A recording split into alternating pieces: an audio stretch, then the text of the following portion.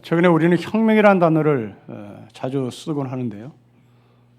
작년에는 촛불혁명이라는 단어를 많이 썼고, 또 요즘은 이제 4차 산업혁명이라는 단어를 자주 쓰는 것 같습니다. 성탄절을 하루 앞둔 우리는 성탄절은 세 가지 의미에서 혁명입니다. 첫째로 시간의 축이 바뀌는 시간의 혁명이죠. 예수 그리스도를 탄생하는 그 시간을 기점으로 BC와 AD라고 하는 시간의 축이 바뀝니다. BC는 Before Christ라는 뜻입니다. 그리스도가 태어나기 전. AD는 그리스도가 태어난 이후 엔노 도미라는 라틴어입니다. 그러니까 예수 그리스도를 탄생을 기점으로 시간의 축이 바뀌는 시간의 혁명을 가져옵니다. 두 번째로 영적인 혁명인데요. 구약에 보면 족보들 속에 사람들이 몇 살에 죽었는지를 기록합니다. 그러나 신약에 와서는 마태복음 1장을 여러분들이 읽은 기억을 되살려 보면 죽음이 없고 낫는 것만 있습니다. 그러니까 생명의 축이 바뀐 거죠. 예수 그리스도가 탄생하기 전에는 인간은 죽는다. 예수 그리스도 탄생한 이후에는 인간은 생명만 존재하고 죽음을 맛보지 않는다. 라는 생명과 죽음의 축이 바뀌는 혁명입니다.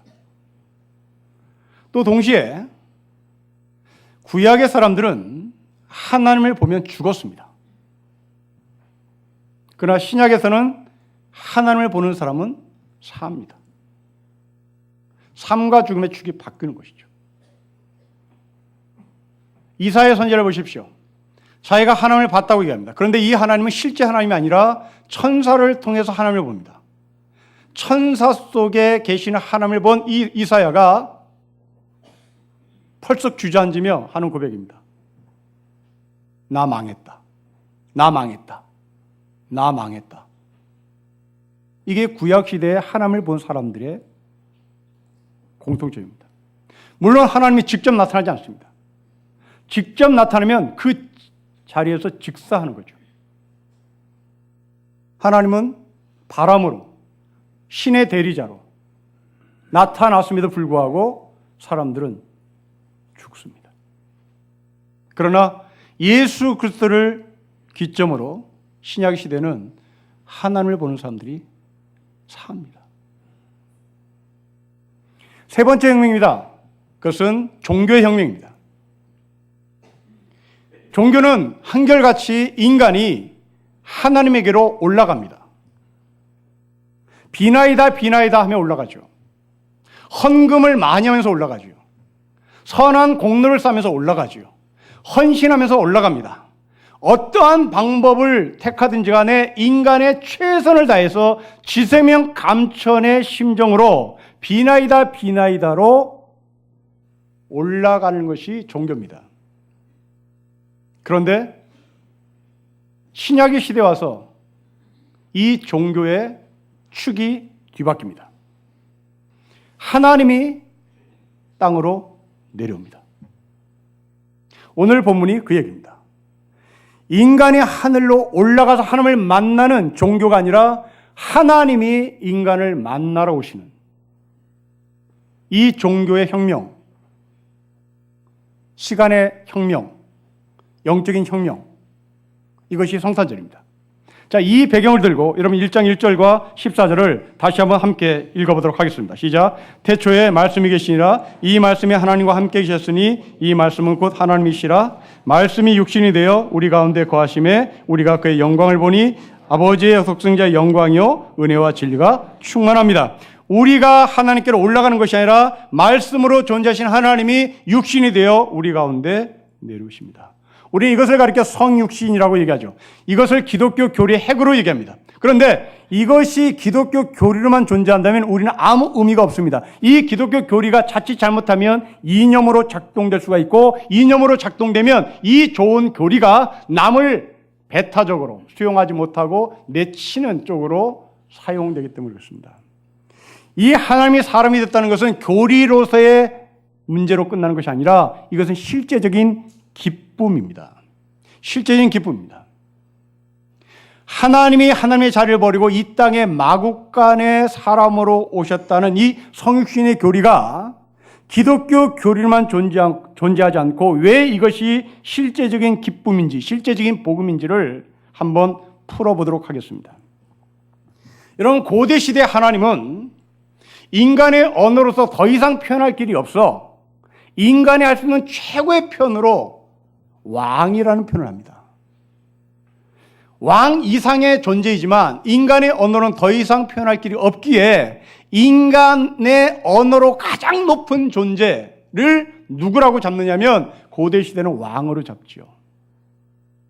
지금도 우리는 하나님을 왕이라고 부르는 데서 전혀 토를 달지 않습니다.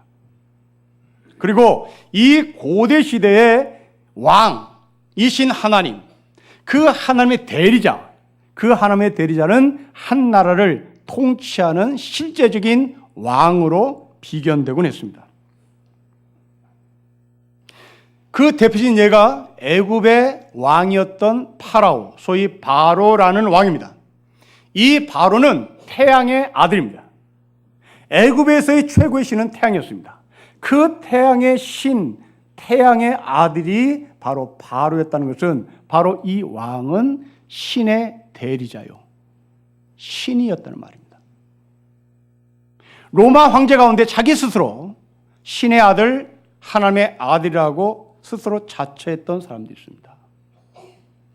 고대 시대 인간의 언어로 하나님을 표현할 길이 없자 그 하나님을 왕이라고 표현하고 그 왕은 곧 한 나라를 통치하는 존재인데 이 통치하는 한 나라의 왕은 하나님의 아들이 되고 신의 아들이 되고 또 때로는 신과 동격의 위치를 갖고 있었던 겁니다. 근데 문제는 바로 그 신과 같은 왕, 그 왕을 누가 볼 수 있나? 함부로 아무나 볼 수 없다라는 데 문제가 있습니다. 고대 시대의 왕은 고관 대작들만 봅니다. 소수의 사람만 봅니다. 그런데 그 왕이신 하나님이, 소수의 사람만 볼 수 있는 그 왕이신 하나님이 마국간에 왔다는 겁니다. 뒤집는 겁니다. 그 마국간에서 누가 제일 먼저 그 왕이신 하나님을 아련하는가? 목자들입니다. 고대 시대 이스라엘사에서 목자는 법정의 증인 자격이 박탈된 존재입니다. 워낙 거짓말을 많이 하고 워낙 남의 양을 훔쳐 먹는 도둑놈들이 많아 이스라엘사에서 목자는 가장 천대받고 법정의 증인으로서의 자격이 박탈되는 존재입니다. 그런데 그 사람이 왕이신 하나님을 아련합니다. 혁명이죠. 뒤집는 겁니다. 그것만 아닙니다. 예수가 하늘을 잘 보고 이 땅에 내려오신 곳은 여관입니다. 그 여관에 수많은 사람들이 바글바글댑니다. 그 가운데 마리아와 요셉은 방을 얻지 못합니다. 이 방을 얻지 못했다는 말은 이 사람이 당시에 비빌 언덕이 없었단 말입니다. 얼마나 인맥이 없었으면, 얼마나 학맥이 없었으면 방 하나 얻어내지 못할까요? 제 아무리 여관에 사람이 가득 찼다 할지라도 조그만 인맥 하나만 들고 있으면 방 얻는 거 시간 문제입니다. 조그만 학벌만 있어도 방 얻는 것은 쉽습니다. 저 같은 사람도 호텔 하나 얻어내는 것은 그리 어렵지 않습니다. 그런데 놀랍게도 이 마리아 요셉은 방을 얻어내지 못했다는 말은 비빌 언덕이 없었던 소위 루저들이었습니다. 그 루저들, 동물인 말, 증인으로 채택받는 자격을 박탈당한 목자, 그리고 왕궁에서 고관대작들이 왕을 호위하는 사람들이 모인 곳이 아니라 새끼 밥 먹고 살기 위해서 아등바등대는 여관에 모인 사람들, 그들이 예수를 봅니다. 하나님이 하늘의 잘보로 이 땅에 내려오셨다는 것이 성육신의 기독교 교리로 마감되는 것이 아니라 바로 이렇게 마국간, 여관, 마리아와 요셉, 그리고 여관에 들어가 있는 수많은 사람들과 함께 마지막 목자에게 보이신 하나님이 왜 우리에게 기쁨이 되는지, 그것은 실제 우리에게 기쁜 소식이 되는 겁니다. 만일 하늘의 잘 버리고 하나님이 왕궁 오셨다면 우리는 그분을 통하여 기쁨을 얻을 수가 없을 것입니다. 하나님은 오래전부터 스가랴 선지자를 통하여 왕으로 오시는 하나님은 왕궁에 존재하는 것이 아니라 이렇게 별 보려는 루저들의 세계 속에 존재한다라고 예언을 합니다. 스가랴의 선지자의 예언은 이렇습니다. 시온에 따라 크게 기뻐할지어다, 예루살렘에 따라 즐거이 부를지어다. 보라, 너의 왕이 너에게 임하시나니 그는 공의로우시며 구원을 베푸시며 겸손하여서 나귀를 타시나니 나귀의 작은 것 곧 나귀 새끼입니다. 백마를 타지 않습니다. 흑마를 타지 않습니다. 나귀 새끼를 탑니다. 제가 고등학교 때 현대자동차에서 우리나라 기술로 완전히 조립된 자동차 하나가 생산된 적이 있습니다. 그 자동차가 이름이 포니입니다. 그 포니가 나귀라는 말입니다. 왕이 포니를 타고 옵니다. 요즘 언어로 얘기하면 레일을 탔다는 말입니다.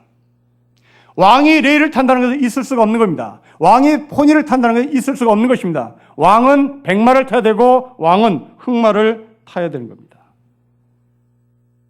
그런데 하늘의 자리를 버리고 이 땅에 내려오신 하나님, 그분은 레일을 탔습니다. 그분은 포니를 탔습니다. 나귀 새끼를 탔습니다. 그리고 목자를 만납니다. 새끼 밥 먹고 살기 위해서 아등바등 되는 여관에 있는 사람들을 만납니다. 방 하나 얻어내지 못하는 마리아와 요셉을 만납니다. 이게 성육신 교리의 실제입니다. 지지난주에 우리나라 대통령이 중국을 방문했습니다. 방문 중에 대통령은 중국 노동자들이 일상생활에서 밥을 먹는 식당을 찾아가서 식사를 했다는 뉴스가 전해졌습니다. 이것을 바라본 수많은 사람들은 각자 자기의 견해를 들고 해석을 합니다. 그러나 기독교의 관점에서 보십시오. 성경의 관점으로 꽈배기와 콩국물을 먹었던 대통령의 모습을 해석하십시오. 제 경험상 그 꽈배기와 콩국물은 1인분에 300원에서 400원은 끝나는 돈입니다. 우리나라 돈 300원입니다. 우리나라 돈 300원, 400원으로 한 끼를 때우고 일하러 나가는 노동자들의 주식입니다. 많은 사람들은 이것을 보고 국격이 훼손됐다고 얘기하지만 성경의 관점에서 보면 한 나라 대통령이 서민들이 먹는 콩국물과 꽈배기를 먹었다는 것은 중국 사람들이 볼 때 엄청난 충격입니다. 자기네 지도자들도 이런 행동을 국민들에게 보여준 적이 없습니다. 우리 알다시피 중국은 사회주의 국가요, 공산주의 국가입니다. 사회주의와 공산주의 국가의 프레임은 노동자가 우선인 세상입니다. 노동자가 우선인 세상인 공산주의에서 지도자는 자기의 이념에 충실했다면 매일 노동자들이 먹는 콩국물과 꽈배기를 먹어야 합니다. 그런데 노동자를 우선으로 이념을 갖고 있는 이 나라의 지도자는 노동자와 함께 밥을 먹지 않습니다. 그러나 우리나라 대통령, 자본주의 국가의 대한민국의 지도자가 여기에 참여해서 밥을 먹습니다. 우리나라는 경제대국입니다. 경제대국은 우리나라 대통령이 밖에 나서 폼잡게, 폼나게 아주 고급장에서 밥을 먹어도 아무 흠이 없습니다. 아마도 사전에 중국 정부와 우리나라 정부가 대통령의 동선을 어떻게 짤 것인지 서로 의견을 나눌 때 우리의 제안을 받았던 저 중국의 정부는 대단히 당혹스러웠을 것이라고 생각합니다. 자칫 잘못하면 중국 사람들이 자기네 지도자보다 우리나라 지도자를 더 높이 평가할 수 있는 행동이기 때문에 그렇습니다. 이러면서 우리나라는 중국보다 더 큰 나라로 보입니다. 바로 하나님이 그렇게 오신 겁니다. 하나님이 저 하늘의 자리를 버리고 저 하늘의 고급 레스토랑에서 새끼 밥 먹는 존재가 아니라 그 하늘의 고급 레스토랑을 버리고 이 땅에 내려오셔서 콩국물과 꽈배기로 밥을 먹는, 말 밥통에서 밥을 먹는, 저는 이 모습이 우리나라 대통령의 모습으로 이벤트로 끝나지 말고 평상시에 남대문 시장 가서 떡볶이를 먹고 어묵을 먹고 국밥을 먹는 모습을 계속 보여줬으면 좋겠습니다. 하나님의 관점입니다. 하나님이 이렇게 오셨으니 캐톨릭 신자인 당신 대통령은 그것을 일회성으로 하지 말고 캐톨릭 신자인 당신이 하나님이 사람이 됐다는 걸 분명히 알고 있으니 그 하나님이 마국간으로 오셨다는 걸 분명히 알고 있으니 당신도 서민들이 먹는 국밥을, 서민들이 먹는 떡볶이와 어묵을 먹는 것을 삶으로 보여주세요. 바로 하나님은 그렇게 이 땅에 오셨습니다. 자, 그렇다면 성탄절을 하루 앞둔 우리에게 있어서 이 성탄절의 메시지는 곧 소망입니다. 목자에게 나타나신 하나님. 목자는 당시에 소망이 없는 존재였습니다. 그런데 그 목자에게 하늘의 자리를 버리고 이 땅에 하나님이 오셔서 그들에게 나타나셨습니다. 아무 힘없는, 비빌 언덕이 없는 마리아와 요셉, 새끼 밥 먹고 살고의 전전긍긍했던 여관에 모였던 수많은 사람들, 다시 말해 아무리 못나고 비천한 사람이라 할지라도 하나님은, 왕신 하나님은 고관 대제에게만 보인 것이 아니라 어떤 폐쇄된 공간에서만 보여지는 존재가 아니라 우리에게까지 나타나셔서 아무 소망 없는 우리에게 소망을 전달하는 겁니다. 그 몰트만이라는 신학자는 자신의 책 희망의 신학에서 이런 말을 합니다. 희망은, 소망은 신앙과 떨어질 수 없는 동반자. 다시 말하면 신앙이 있는 척 온갖 화려한 말로 다 자기의 모습을 포장했다 할지라도 그 말에 소망이 없으면 그것은 자기 스스로 신앙이 없다는 것을 증명하는 것이란 말입니다. 믿음의 사람들은, 다시 말하면 예수 그리스도를 이 땅에서 만난 사람들은, 시간의 축이 바뀐 사람들은, 종교를 뒤집힌 사람들은, 죽음에서 생명으로 옮겨진 사람들은 믿음을 가진 사람이요, 그 믿음을 가진 사람은 소망을 놓지 않는 사람입니다. 목자도 노예도 마리아도 요셉도 왕이신 하나님을 볼 수 있고 그분께 경배드릴 수 있는 소망을 갖는 사람입니다. 어리기 때문에 소망이 없다? 아닙니다. 나이가 들었기 때문에 소망이 없다? 아닙니다. 성경은 분명히 합니다. 어린아이도 노인도 꿈을 꾸고 비전을 갖고 하나님의 세계를 본다고 얘기합니다. 땅이 기름지기 때문에 소망이 있고 땅이 척박이기 때문에 소망이 없음이 아니라 땅이 기름지건 땅이 척박하건 상관없이 하나님이 개입하신 그곳, 하나님이 내려오신 바로 그곳은 소망이 있단 말입니다. 여러분 시편 126편을 기억해 보십시오. 시편 126편의 말씀은 바벨론 포로 생활에서 70년의 삶을 청산했던 이스라엘 백성들의 이야기입니다. 70년의 것은 보이지 않습니다. 소망이 끊긴 겁니다. 일제 36년도 소망이 끊겼다고 우리나라의 지도자들은 고백하고 있는데 70년의 바벨론의 삶이라는 것은 더 이상 소망이 없단 말입니다. 그런데 갑자기 하나님은 바벨론의 왕을 통하여 이스라엘 백성들을 고향 땅으로 돌려보냅니다. 여러분 이 소식을 들었던 이스라엘 백성들은 이것이 꿈인지 생신지 몰라 어리둥절했습니다.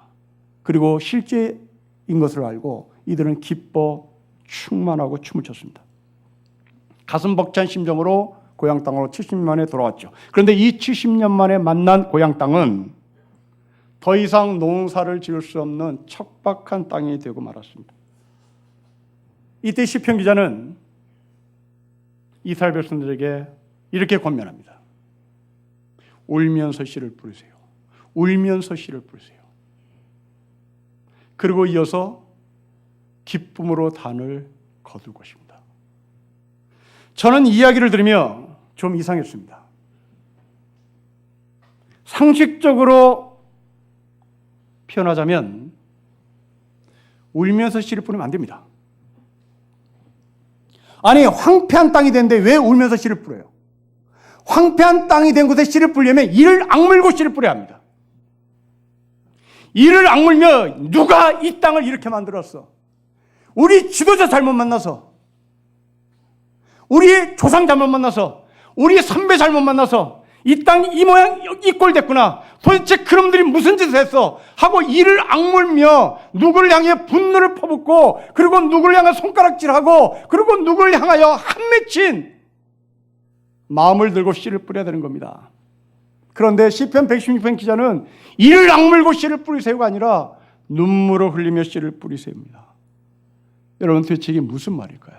그렇습니다. 이스라엘 백성들은 70년의 바벨론의 포로를 살면서 수많은 눈물을 했습니다. 그 눈물은 무슨 눈물이었을까요? 그 눈물은 한의 눈물이었습니다. 이를 가는 지옥의 눈물이었습니다. 내가 해방만 돼봐라.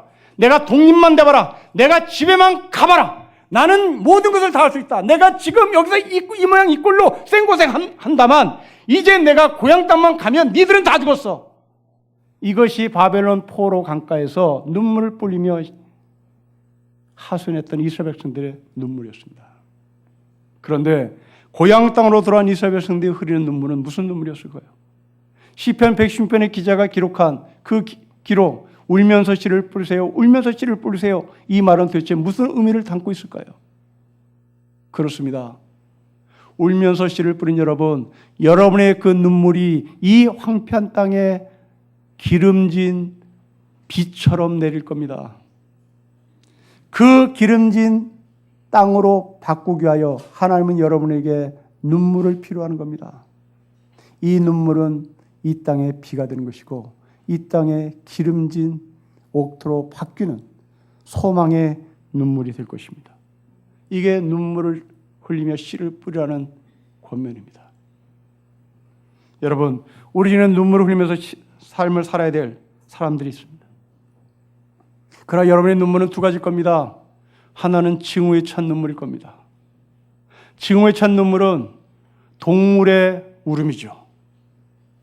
동물의 울음은 창자 깊은 속에서 끓어오르는 울음입니다. 엊그저께 제천에서 화재로 인하여 죽은 유가족들의 울음은 바로 동물의 울음입니다. 분노의 울음이고 한의 울음이고 답이 없는 울음입니다. 이 세상은 그렇게 우는 사람이 있습니다. 밤을 새워 동물처럼 울어대는 아낙네의 울음이 있습니다. 못된 남편의 구박과 못된 남편의 폭력으로 인하여 답이 나오지 않는 울음, 창자 깊은 속에서 끓어오르는 동물의 울음, 그 울음은 어떤 누구도 들을 수가 없는 고통스러운 눈물입니다. 바벨론 70년의 삶을 살던 이스라엘 백성들은 바로 그 울음에 익숙했던 사람들입니다. 그들은 소망의 눈물을 흘려본 적이 없습니다. 그러나 바벨론의 삶을 청산하고 새로운 시대를 맞이한 이스라엘 백성들에게는 더 이상 동물의 슬픈 울음이 아니라 소망의 울음으로 그 척박한 땅에 눈물 흘리며 씨를 뿌리는 소망의 눈물로 바뀌는 겁니다. 왜요? 이제 이스라엘 백성은 그 땅에서 영원히 살아야 할 자신들의 본향이기 때문에 그렇습니다. 그 본향을 볼 수 있을까? 이들은 소망을 가질 수가 없었습니다. 그러나 하나님은 이들에게 본향을 볼 수 있는 기회를 주셨고 거기에서 소망을 갖고 눈물로 씨를 뿌리라고 권면합니다. 여러분 그렇습니다. 우리는 예수 그리스도를 알기 전에 우리의 본향이 어딘지 몰랐습니다. 우리는 예수 그리스도를 알기 전에 본향을 갈 수 있을까? 꿈에도 생각하지 못했습니다. 바로 그 본향은 하늘나라입니다. 이제 이 하늘나라를 우리가 볼 수 있었던 것은 나의 의지와 나의 노력과 나의 빌고 또 비나이다가 아니라 하나님께서 하늘의 잘바로 이 땅에 내려오신 그 성육신 하나님의 은혜 때문에 우리는 본향을 보게 된 것입니다. 그 중에 제가 속해 있습니다. 저는 성질도 지랄 맞습니다. 성질도 지랄 맞은 저에게 하나님은 찾아오셨고 저는 본향이 뭔지 몰랐던 사람이었으나 이제 그 본향을 하나님을 통해서 알게 됐습니다. 이제 나는 죽음으로 끝나는 것이 아니라 이 죽음 뒤에 소망과 영원한 생명이 있다는 것을 저는 알았습니다. 성도 여러분, 여러분 뱃속에 살았던 아들을 겪어보십시오. 딸을 겪어보십시오. 엄마 뱃속에 있었던 그 아이는 엄마 뱃속이 자기의 전부인 줄 알았을 겁니다. 거기에서 나가고 싶지 않았겠죠. 그것은 자신의 천국이었습니다. 더 이상 좋은 곳이 여기보다 더 이상 좋은 곳은 없었습니다. 그런데 때가 되어 엄마는 이 아이를 밀어냅니다. 엄마는 있는 힘을 다하여 자신의 있는 이 몸속에 있는 아이를 밀어냅니다. 아이는 죽는 줄 알고 괴성을 지릅니다. 죽는 줄 알고 울어제낍니다. 그러나 엄마는 밀어냅니다. 왜 밀어낼까요? 엄마 뱃속보다 더 좋은 세상, 엄마 뱃속보다 더 좋은 세상이 있다는 것을 알려주기 위하여 엄마는 있는 힘을 다하여 자기 몸이 망가지는 것을 마다하고 밀어냅니다. 그게 우리가 만난 세상입니다. 이제 우리는 이 세상이 전부인 줄 알고 있습니다. 그러나 하나님은 있는 힘을 다하여 우리를 밀어낼 것입니다. 이 세상이 전부가 아니다. 엄마 뱃속이 전부가 아니듯이, 엄마 뱃속이 전부가 아니어서 엄마가 너를 밀어내듯이 하나님이 이 세상이 전부가 아닌 것을 알기에 너를 밀어낼 것이다. 밀어낼 것이다. 그 밀어낸 결과가 무엇이었을까요? 바로 우리가 가야 할 영원한 본향 하늘나라가 되는 것입니다. 바로 그 하늘나라는 죽음을 통하여 연결되는 것이죠. 그 죽음을 통하여, 십자를 통하여 우리는 연결되는 겁니다. 그 죽음은 물리적인 죽음이 아니라 십자를 통하여 나를 위하여 죽으신 예수 그리스도의 죽음과 함께 우리는 영원한 생명을 얻게 된 것입니다. 하나님이 사람이 되신 바로 그 하나님은 우리에게 죽음을 통하여 본향을 보이셨습니다. 성도 여러분, 여러분들의 죽음이 무엇입니까? 그냥 죽음이 아니라 하나님께서 본향으로 가라고 밀어내는 죽음이라는 사실을 기억하십시오. 십자가와 함께 죽는 자, 십자가와 함께 다시 사는 영원한 본향 하늘나라를 우리가 보게 되는 축복된 이 날이 바로 우리가 만나게 될 성탄절입니다. 성도 여러분, 여러분들이 예수 그리스도를 기점으로 여러분의 삶이 기원전과 기원후가 바뀌었는지를 묻습니다. 여러분이 예수 그리스도를 기점으로 죽음에서 생명으로 옮겨졌는지를 묻습니다. 여러분이 예수 그리스도를 탄생을 기점으로 이제 여러분들은 이 세상에서 밀려날 것이다. 하나님께서 밀어낼 것이다. 그리고 여러분들을 본향으로 보낼 것이다라는 이 소망으로 오늘도 눈물을 뿌리며 씨를 뿌리는 사람이 된지를 묻습니다. 여러분의 눈물은 이제 하나의 눈물이 아니라 예수 그리스도로 말미암아 소망의 눈물이 됐고, 그 소망의 눈물이 된 여러분의 눈물은 여러분 가정에 씨가 발화되고 그 씨가 자라고 열매를 맺는 거룩한 눈물이 될 것입니다. 이 척박한 사회를 뒤바뀌는 거룩한 눈물이 될 것입니다. 때문에 우리는 눈물 흘리는 것을 포기하지 말아야 되고 소망을 포기하지 말아야 합니다. 하나님은 이 소망 하나로 버텼습니다. 하나님을 보십시오. 아담과 하와가 죄를 지었음에도 불구하고 하나님은 하나님의 하나님 되심을 포기하지 않습니다. 하나님은 자기 아들 독생자 예수 그리스도가 죽었음에도 불구하고 하나님의 하나님 되심을 포기하지 않습니다. 저는 이 점이 이상합니다. 여러분, 왜 하나님이 이렇게 힘든 삶을 경험하고도 포기하지 않았을까요? 그렇습니다. 하나님은 이 영광스러운 자리를 남에게 주고 싶지 않았기 때문입니다. 여러분, 특별히 아버지 여러분, 우리는 하나님을 아버지라고 부릅니다.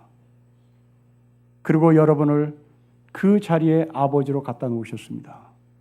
영광스러운 직분입니다. 남편 여러분, 우리는 다시 오실 예수 그리스도를 신랑으로 고백합니다. 남편입니다. 그 남편의 자리에 여러분을 갖다 놓으셨습니다. 영광스러운 자리입니다. 아버지의 자리, 남편의 자리는 영광스러운 자리입니다. 이 자리를 우리는 포기할 수 없습니다. 이 자리를 누구한테 줄 수 없습니다. 이 자리를 다른 여자에게 줄 수 없습니다. 이 자리를 내 아들에게, 내 딸에게, 내 조강지체인 아내에게 존재해야 합니다. 다른 자식에게 내 아버지의 영광스러운 자리를 줄 수 없습니다. 다른 여자에게 내 남편됨의 자리를 넘길 수 없습니다. 이 영광스러운 남편의 자리를 여러분 조강지체에게만 적용해야 합니다. 이 영광스러운 아버지의 자리를 여러분의 아내와 여러분 자식과 아들과 딸에게만 적용되어야 합니다. 절대 포기할 수 없는 아버지의 자리, 절대 포기할 수 없는 남편의 자리, 신랑신 예수 그리스도를 기다리는 신부의 모습으로 멋진 아버지를 바라보는 자식의 모습으로 우리는 그 자리에 하나님께서 세워놓으셨고 너가 영광스러운 삶이라고 확인시켜 줍니다.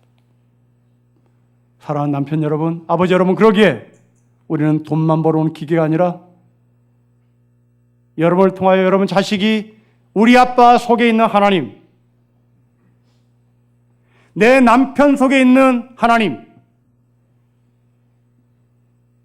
그래서 훗날 아들이 무라할 것입니다. 딸이 무라할 것입니다. 아버지는 삶을 포기해도 12번 포기할 수밖에 없었던 상황일진데 왜 포기를 하지 않았어요? 라고 물을 때 아버지인 여러분은 그렇게 대답할 것입니다. 나의 삶을 뒤바꿔 놓으신 하나님, 성질이 들어온 나를 만나신 하나님, 목자를 만나신 하나님, 비빌 언덕이 없이 살았던 마리아 요셉을 통하여 만나신 하나님, 새끼 밥 먹게 살기 위해서 여관에서 쪽밤을 자야 하는 당시의 사람들 앞에 나타나신 하나님, 바로 그 하나님 때문에 내가 죽지 않았지. 그 하나님 때문에 내가 삶을 포기하지 않았지. 아들아, 이 세상에 돈 갖고 사는 것이 행복이 아니란다. 아들아, 네 안에 계신 하나님 때문에 사는 것이다. 먼저 그 나라와 의를 구하는 것이다. 지방대 나왔다고 인간이 아닌 것이 아니다. 목자들은 지방대도 못 나왔다. 마리아 요셉은 학벌도 없다. 마리아 요셉은 인맥도 없다. 그러나 그들은 사람이 되신 하나님을 만난 사람들이다. 우리 인간에게는 바로 그 소망을 하나님께서 주신 축복된 존재다. 남편 여러분, 여러분 아내의 영성은 여러분에게 달려 있습니다. 아내의 수준은 남편의 수준입니다. 아내의 수준이 남편이 아니라 남편의 수준이 아내의 수준이 된단 말입니다. 여러분 안에 계신 하나님, 별 볼 없는 나에게 찾아오신 하나님, 이제 우리는 눈물로 씨를 뿌리는 소망만 갖고 있는 존재입니다. 여러분의 눈물은 해안의 눈물이 아니라 척박한 여러분의 가정을 뒤집는 기름진 눈물이고 소망의 눈물이고 여러분의 삶을 바꾸는 눈물입니다. 이 영광스러운 아버지의 자리, 남편의 자리, 울면서 씨를 뿌릴 때 여러분 가정 공동체는, 그리고 이 사회 공동체는 기쁨으로 단을 거두는 거룩한 현장을 볼 수 있게 될 것입니다. 본향을 알지 못했던 우리에게 찾아오신 예수 그리스도를 찬양합니다. 지랄 같은 성질을 갖고 있는 우리에게 찾아오신 하나님을 찬양합니다. 소망 없는 나에게 찾아오신 하나님을 찬양합니다. 늘 분노하며 이를 악물며 씨를 뿌리고 있었던 우리에게 소망의 씨를 뿌릴 수 있도록 인도하신 하나님을 찬양합니다. 여러분의 삶은 척박한 삶에서, 죽음의 삶에서, 영혼 없는 삶에서 생명의 삶으로 바뀌었습니다. 그 안에서 이루어지는 모든 눈물은 반드시 기쁨으로 단을 거두는 눈물이 될 것을 주의 이름으로 축복합니다. 기도하겠습니다. 하나님 아버지, 힘써 하나님을 알겠습니다. 힘써 하나님을 알겠습니다. 눈물을 뿌리며 씨를 뿌리며 소망을 갖겠습니다. 함께 하시는 주님을 찬양하며 목자인 나에게, 목자 같은 나에게, 마리아와 요셉 같은 나에게, 여관에서 쪽잠을 자는 사람들 같은 나에게 찾아오신 주님을 찬양하며 소망을 갖게 하신 하나님 앞에 감사하며 이 시간에 다시 한번 소망을 붙잡게 싸우니 이 소망의 깊이와 내용과 넓이와 높이를 감당할 수 있도록 하나님께서 동행하여 주십시오. 주 예수 그리스도의 이름으로 기도합니다. 아멘.